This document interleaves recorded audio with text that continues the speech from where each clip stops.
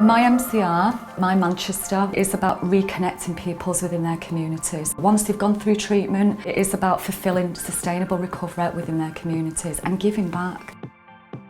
So the actual MCR model focuses on a whole person approach, and we look at every aspect of that individual's life. We're not just looking at the treatment, we're not just looking at the substance misuse, we're looking at what really matters to them. You know, so it's things such as family, it's things such as home, community, a place of belonging. We're looking at the physical, we're looking at the health and well-being, we're looking at the psychological. What makes people tick? What interests them in life? What are the goals, the aims, the dreams, their aspirations? You know, it is about fulfilling sustainable recovery within their communities. Now, what we recognise in Manchester is, you know, Manchester is a vibrant, dynamic city with so much to offer, and we're tapping into local resource. You know, we talk about recovery capital and we talk about asset base. Well, these are the assets that we have around us every day in our life. So within My Time, which is the platform for MyMCR, we support people to come up with a weekly plan. How they're going to use the time that week, you know, in a productive way. We'll make sure that they're supported by a peer supporter who can say to people, this really worked for me early in my recovery. We encourage people to come together to support each other in that way.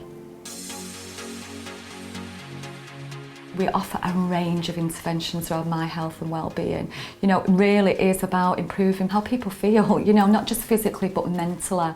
It's about people understanding that they can support themselves. One thing that I did enjoy when I was younger was football. I hadn't played for like 4.5 years, 5 years, not even a kickabout in a park. Then I realised that there's a few tournaments going on with the Lifeline project. So I went to a tournament last week at Ardwick Pits, and also they put me onto a PFA coaching course at Salford Sports Village. It made me realise that there's more to life than just sitting around, smoking cannabis and legalised. There's more to it. You can reach for your goals in life, what you want to be. It's given me confidence, it's given me people skills, it's kept me clean, it's given me opportunity, doors are opening. We based our programme on the 5 ways of wellbeing, which is connect, be active, take notice, learn and give. Hence, you know, the physical activity, the acupuncture, which is the therapeutic, the learning, which is we're doing this learning environment, and obviously being connected, just coming together as a group under MCR really. Well, I've done fitness, been the circuit, walking, also with the food and mood, doing smoothies, your 5 a day. I had a real problem with sleeping as well. To learn about anxiety, I didn't even know I had anxiety until I stopped taking drugs. I started to find out about me. Getting involved in physical activities, it's helped me physically and mentally. It helped me to eat properly, sleep, get fit, just help with my mood as well. And all the tools seem to work together. My job is a really important part of what we deliver in the MCR programme. Quite often we'll see individuals who have never had any work employment history or have lost their jobs through addiction. What we want to do is be able to support them to get back into the workplace or enter the workplace for the first time. That's not an easy thing for some people. Some people have never had a job. So what we've done is we've come up with a range of opportunities. We have daily job clubs, so people can just come in and speak to an advisor or a worker who can support them in maybe looking at things such as CV building, being able to go online and job search. It's really important that people know that they've got that support to be able to do that. What we also identify is people need support with things such as interview skills. You know, they may not have gone through an interview process for years, and there really is a barrier for people. So we taught them through that, how to present yourself. You know, we even support people buying interview clothes and stuff like that. We've built up some fantastic relationships with some local businesses and some work placement providers who offer real opportunities for employment for people with multiple barriers, such as some of our service users. Quite often people think, I can't have a job. Well, actually you can, and we're going to support you to do that. My Community is another structured programme where we're helping people reconnect back into their community. Quite often we see people that their community has represented a real negative place for them. You know, it might be that it's been about maybe drug dealers knocking on the door, it might have been about bad experiences. So what we're trying to do is change the perception of that community. My Manchester After Dark is about what can we do when we, as a service, close our doors in the evening. Quite often people who have overcome addiction from drug and alcohol want to be able to still have a social life, but just without drugs and alcohol. So what we've done is we've built a whole programme around drug and alcohol-free opportunities as part of their social scene. This city is missing alcohol-free spaces. I go to Manchester Fridays, Saturday nights, nothing like this at all in the city. As part of My After Dark, we've run things like comedy nights and open mic nights, being able to offer people opportunities to tell their story about recovery and what's worked for them.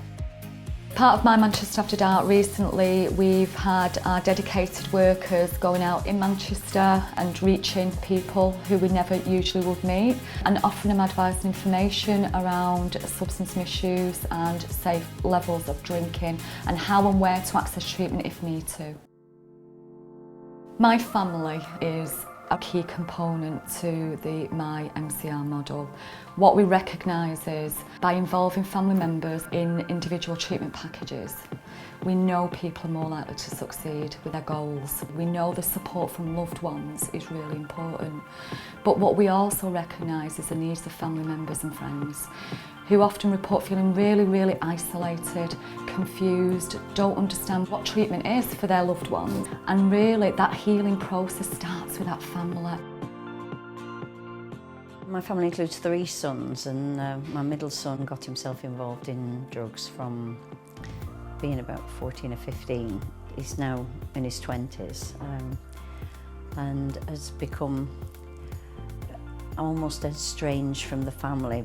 But we knew that every time we gave him money, it went to make the situation worse, and that is a terrible turmoil, terrible struggle inside.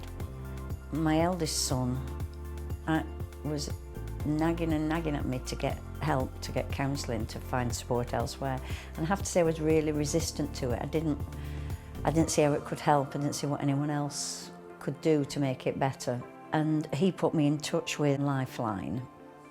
And when I rang up, the very first phone call was wonderful. I don't know who I was speaking to, but she just sat and listened for ages. And I just felt a tremendous weight fall off my shoulders that there was someone else there who knew and understood.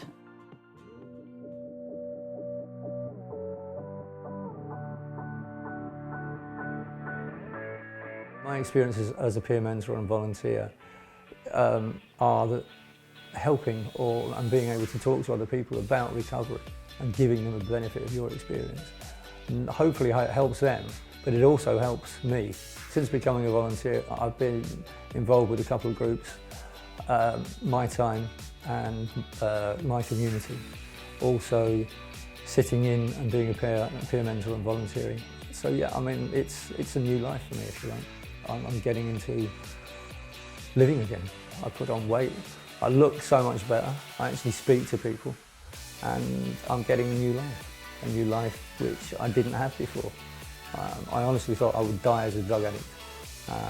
I'm not going to do that now. I'm abstinent, and I want to stay abstinent. It's about identifying with issues and doing it with like-minded people in the same boat as myself. It's like you're not alone. These people have all been through the same kind of things as I have myself through my life. And once you're actually drug-free, it's like you're a human again for the first time in a lot of years. So you've got a lot of emotions to deal with in groups, but you know the support's there by the staff. I can't emphasise enough how good they are. My involvement with Lifeline, they've helped me with housing issues, they've helped me get into detoxes, rehabs, engaging in the groups that they do. It's all good. It gets you on the right path to recovery and a lot of support, and this is what Lifeline gives you. As long as you're willing to put the work in, your quid's in, you can't lose.